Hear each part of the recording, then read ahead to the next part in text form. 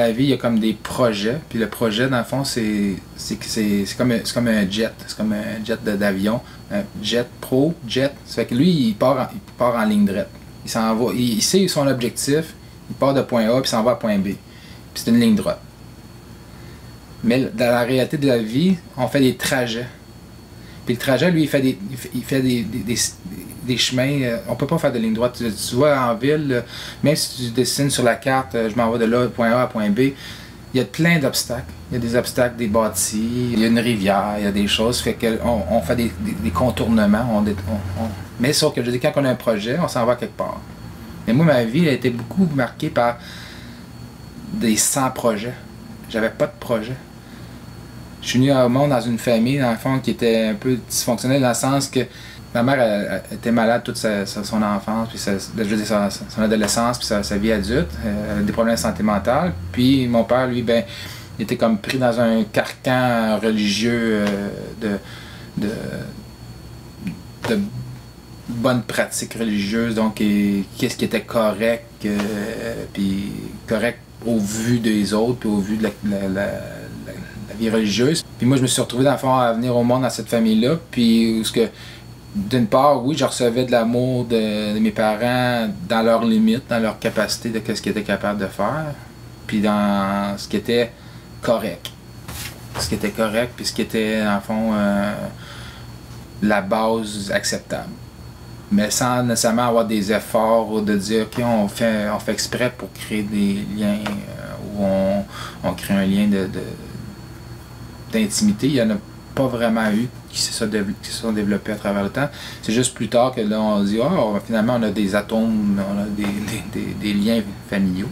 J'ai jamais vraiment senti qu'on avait partagé notre vie, on avait partagé notre lieu, on avait partagé notre nourriture, on avait partagé des choses. Mais je sentais pas qu'on avait partagé vraiment notre vie. On était toujours un peu sur le qui-vive. C'était comme un mode de vie où il n'y avait pas vraiment de stabilité, ce qui a amené qu'il y avait beaucoup de déménagements à répétition. Enfant, on s'est déplacé pour que mon père puisse travailler, puis on a changé beaucoup de fois. Puis ma mère, avec les épisodes de maladie à répétition, faisait que dans le fond, il y avait, au niveau du climat où on habitait, il y avait beaucoup des aléas, les montagnes russes, dans le fond. Les montagnes russes, ben, c'est pas juste un petit train en avant, c'est qu'il y a des wagons en arrière, puis dans le fond, nous, on faisait partie des wagons qui suivaient le petit train qui faisait ses hauts et ses bas, puis fait qu'on faisait partie de l'ensemble. Parce que souvent, moi, ce que je trouve un peu aberrant aujourd'hui, c'est quand on parle de la maladie mentale comme étant un fait unique, puis que c'est la personne tout seule qui vit ça. Non, c'est tout son entourage qui le vit avec elle, avec la personne. C'est pas juste elle toute seule. Fait que nous autres, on était comme un peu les effets secondaires. On le vivait avec elle, dans le fond, ses écarts dans sa maladie. Puis, fait que dans le fond, je réalise que j'ai développé, dans le fond, je suis devenu un père, dans le fond, un aidant naturel dès mon enfance. Je passais mon temps, dans le fond, à être conscient de ça, d'être conscient des besoins des autres, puis d'être conscient aussi de voir comment je pouvais les aider, parce que dans ma petite tête d'enfant, dans le fond, je vivais beaucoup de vulnérabilité, de dire, je t'ai aimé quand j'étais correct. Mais j'étais jamais correct. Fait que pour moi, c'était après, dans le fond, j'étais toujours en train de chercher à quêter de l'amour, puis à essayer de quêter de l'approbation, de dire, OK, ben, parce que à vivre à répétition des abandons, parce que dans le fond, ma mère, à cause de ces épisodes, ben là, elle devait quitter pour aller à l'hôpital. Il y avait comme toutes sortes de situations, là, parce que elle était là, mais elle était pas là, dans le sens qu'elle a vécu des phases où elle était comme complètement zombie, où elle était assise dans une chaise, puis elle était pas capable de bouger, puis il fallait vraiment l'accompagner de A à Z. Mais elle était pas disponible. Fait que, tu sais, de vivre des abandons à répétition, ben, ce que ça a fait, dans le fond, c'est que moi, je me suis dit, comment est-ce que je peux me sécuriser en devenant indispensable? Fait que moi, je me suis retrouvé bien jeune, dans le fond, dans cette dynamique-là, dans ma famille, où ce que je donnais des soins. J'essayais de donner des soins pour créer du lien. Puis un lien, dans le fond, où ce que j'ai comme quêté à quelque part de l'amour de mes parents. Mais tout ça faisait que, dans le fond, c'était comme une motivation. Puis, dans le fond, c'était une motivation parce que, dans le fond, je sentais que c'était menacé. Si j'aurais pas senti que c'était menacé, j'aurais pas eu besoin de faire ça. Ça m'a aidé à comprendre, dans le fond, cette dynamique-là. Mais c'était beaucoup tout un cheminement, puis ça m'a amené, dans le fond, à beaucoup rechercher qu'est-ce que l'autre veut, qu'est-ce que l'autre, dans le fond, désire, qu'est-ce que l'autre, dans le fond, a le goût de réaliser. Puis que moi, ma fonction humaine dans cette organisation-là était celui qui était solidaire, celui qui était pour accompagner, celui qui était pour aider, celui qui était pour soutenir le projet des autres. Okay. Et ça a été, dans le fond, ce qui m'a guidé à travers une grande partie de ma vie. Ce qui fait que j'ai rarement choisi qu'est-ce que je voulais. Ou j'ai rarement réalisé qu'est-ce que je désire ou qu'est-ce que j'ai le goût. Parce que pour moi, c'était comme... J'étais comme dans un registre de survie où c'est comme quelqu'un qui est dans un désert puis il y a la famine. Quand il arrive à l'oasis, là, il profite de l'oasis parce qu'il a connu le désert. Fait qu'il est content de la qualité de l'eau qu'il va trouver là. Cette eau-là, même si elle n'est pas pure, parfaite,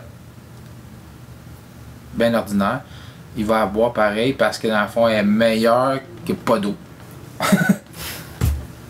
Fait que, tu sais, je veux dire, j'ai appris à me contenter, me satisfaire de rien, puis de satisfaire de très peu.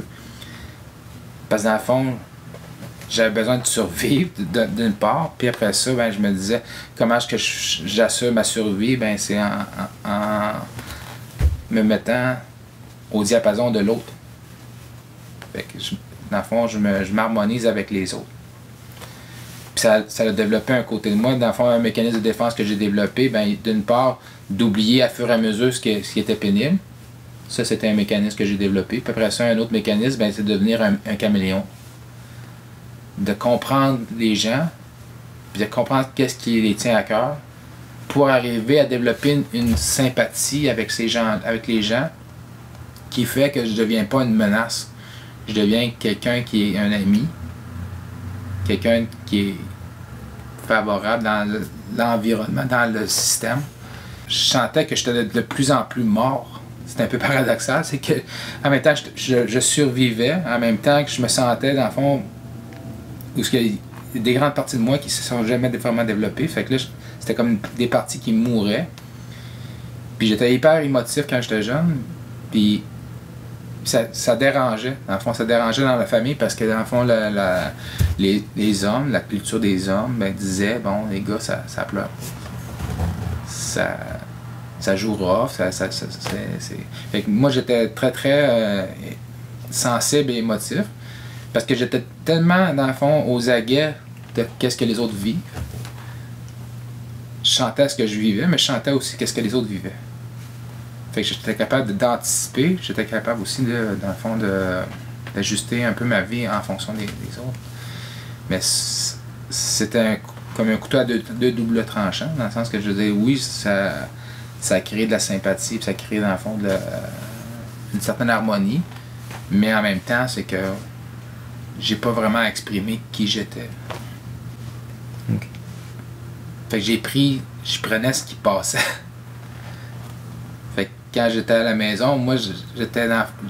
Je me suis comme construit en fond une personnalité qui était le conciliant, celui qui est accommodant, celui qui est dans le fond le caméléon qui fit dans le décor, qui arrive quelque part puis il fit dans le décor, mais il peut aussi disparaître. Puis ça, j'ai appris ça à l'adolescence, parce que je pouvais devenir aussi de la tapisserie.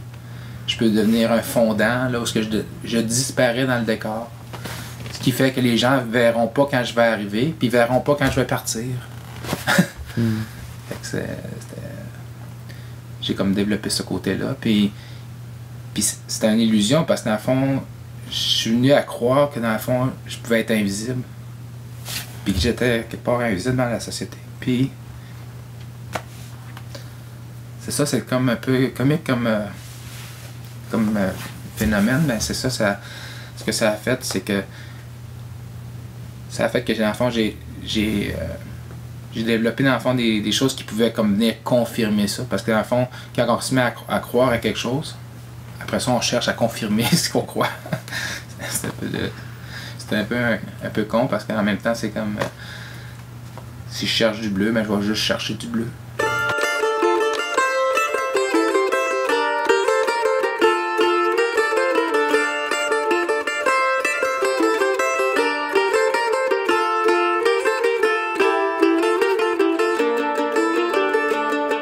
À l'adolescence, j'ai commencé à faire beaucoup de sport parce que j'avais commencé à prendre du poids. Parce qu'à l'époque, dans le fond, ma première source de ton. Souvent, je dois dire aux gens, j'ai été polytoxicomane dans ma vie. Parce que dans le fond, j'ai fui la vie en utilisant des substances ou en utilisant des activités qui venaient meubler ma vie de façon à m'en distraire. Puis, la première, dans le fond, substance que j'ai consommée, dans le fond, c'est la nourriture. Parce que ce que j'ai appris à travers la médecine chinoise, c'est que la nourriture, c'est aussi le sentiment de satisfaction. Qui commence, puis c'est le rapport à la mère. Le rapport à la mère, parce que la première expérience de satisfaction, c'est le rapport à la mère, parce que par la nourriture, par le sein. Mais moi, ce que je découvre, dans le fond, c'est que j'étais comme un affamé de relations. Puis, quand j'arrivais à la table, parce que dans le fond, c'était le rendez-vous familial, le reste du temps, on était comme dans le fond dispersés, on faisait chacun nos affaires. Puis, il n'y avait comme pas vraiment de vie familiale. Mais quand c'était l'heure du repas, c'est que si tu n'es pas au repas à l'heure, ben, tu passais sous la table, tu disais, ben, organise-toi tout seul. C'était un rendez-vous incontournable.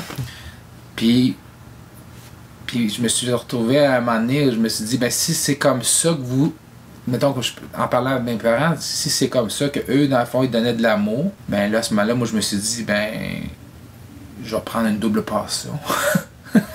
Parce que j'étais un affamé de relations puis d'amour. Puis là, ben, je me suis dit, je vais prendre des doubles portions.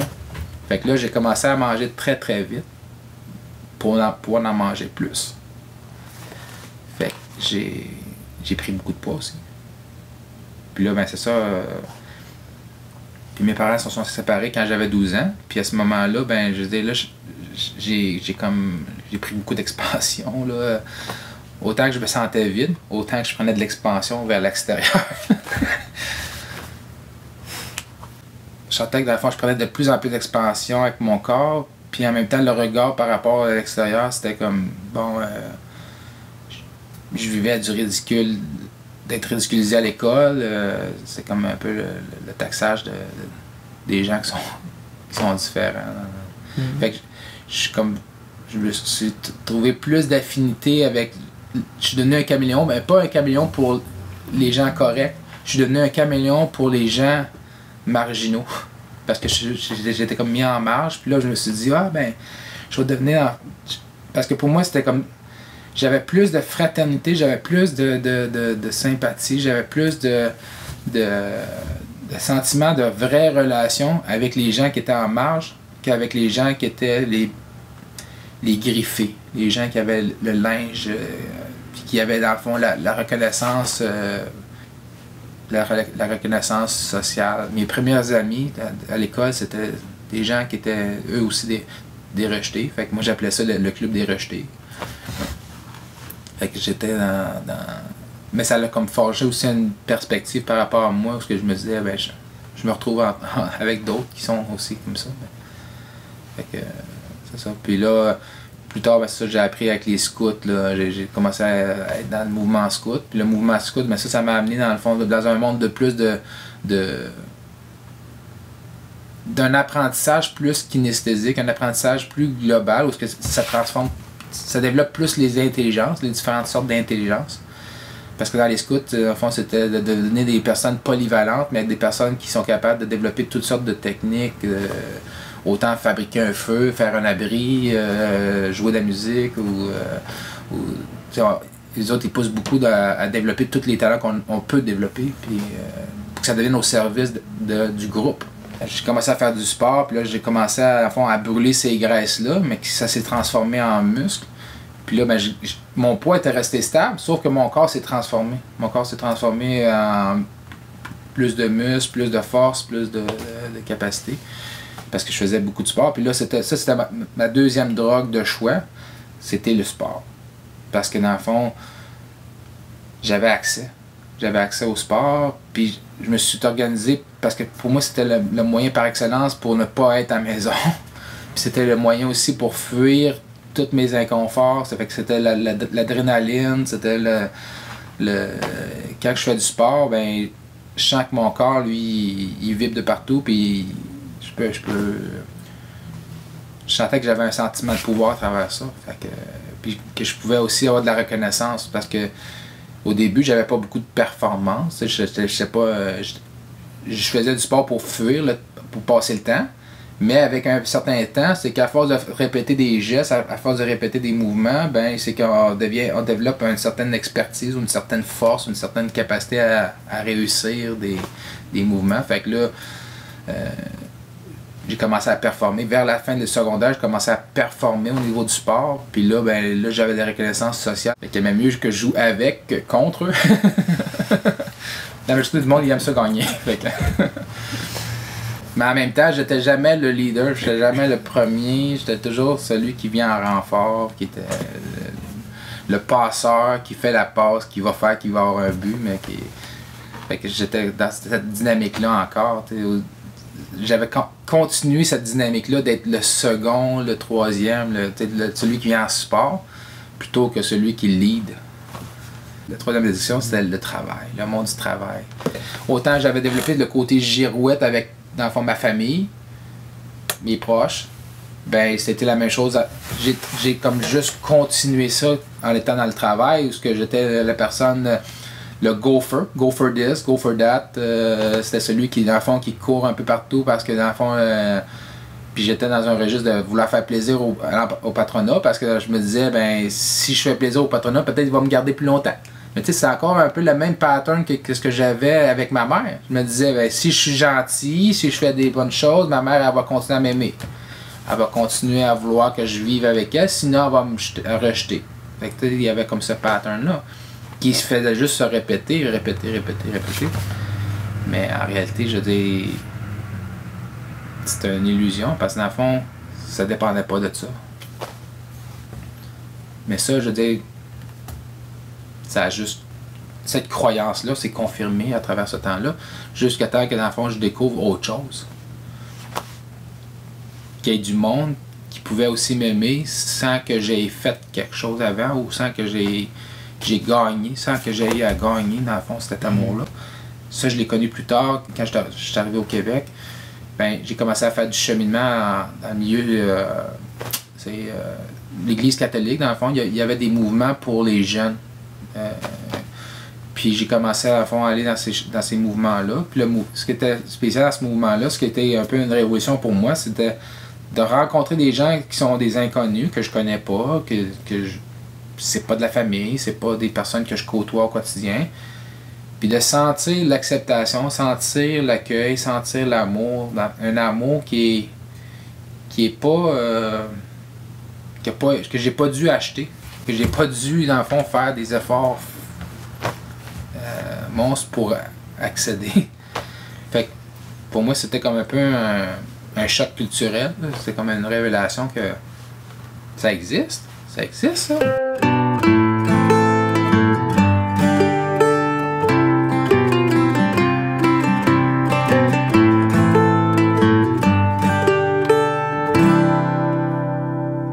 que j'avais développé le côté aidant, c'est que j'avais développé beaucoup plus l'écoute que de parler. Fait que les gens, j'avais une très grande écoute, j'étais capable d'écouter beaucoup de monde, mais en contrepartie, je dévoilais rien. Fait que c'était un peu plate quand on essaie de développer une amitié où il n'y a pas de confidence. La personne, elle écoute, oui, elle devient comme un aidant, elle devient comme un thérapeute, mais ça ne peut pas devenir un ami, parce que l'ami, dans le fond, c'est qu'il y a un échange. Il y a un partage, il y a de la confidence d'un et de l'autre. Puis pour ça, ben, c'est une certaine, dans le fond, humilité d'être capable de dire je suis capable de donner, puis je suis capable de recevoir. Mais moi, en étant dans le registre où j'ai passé mon temps à donner, j'avais développé un certain orgueil autour de tout ça, de dire je suis celui qui aide, je suis le sauveur, je suis l'aidant, puis j'avais développé beaucoup ce côté-là. Mais je savais pas que je pouvais recevoir, puis j'acceptais pas que je pouvais recevoir. C'était surtout cet aspect-là. J'avais beaucoup de difficultés à accepter de recevoir, parce que ça me mettait dans une situation de vulnérabilité. Dans le fond, c'est un espace que je ne m'étais pas permis. Très jeune, moi je me suis dit, ben moi je suis une personne de passage. Je passe dans la vie. Puis je me rappelle, une des émissions quand j'étais enfant, il y avait une émission à la télévision qui c'était le Vagabond. Puis c'est une histoire d'un chien policier, un ancien chien policier Doberman. Pas Doberman, mais berger allemand. Puis lui, il se promenait. Il allait de village en village. Puis ce chien-là, il arrivait dans un village, puis là, il rencontrait quelqu'un, puis là, il faisait toute l'émission avec cette personne-là, dans le sens qu'il vivait en parallèle avec cette personne-là. Puis souvent, le chien aidait la personne à découvrir quelque chose, ou l'aider à passer à travers une épreuve, ou l'aider à travers... Fait que c'était comme un ange gardien. Il est une voix qui m'appelle et me tire au fil des routes. Je l'écoute et la suis. Quand je m'arrête, c'est pour me faire des amis. Je peux pas rester le temps d'un sourire, il faut partir. Il se peut qu'un beau jour, je me repose enfin. Jusqu'à ce jour, je poursuis mon parcours. Mais à la fin de l'émission, souvent le monde il disait on va t'adopter le chien. T'sais, il disait au chien on va te garder, t'es super gentil avec nous, on va te nourrir, on va te loger, etc. Puis le chien il partait tout le temps. C'était le vagabond. Il venait, faisait ce qu'il avait à faire, puis il partait. Puis moi, j'ai vu ça, puis là, dans cette émission-là, puis ça m'a comme influencé, puis ça m'a dit ma job dans le fond dans la vie, c'est d'être comme ça, un ange gardien. Je passe dans la vie des gens. Je fais quelque chose, des actions, puis je pars, je disparais. Personne ne va m'attacher, personne ne va me dire « Deviens mon toutou, viens, on va te flatter, viens, tu vas être mon toutou. » Non, je voulais pas être le toutou de personne. J'étais dans ce registre-là, puis je suis devenu comme le vagabond qui vagabonde. Puis ce que j'ai réalisé, c'est que, tantôt quand je disais, là, j'avais pas permis aux autres de me connaître, puis dans le fond, vers l'âge de 40, j'étais rendu à l'âge de 38, 39 ans.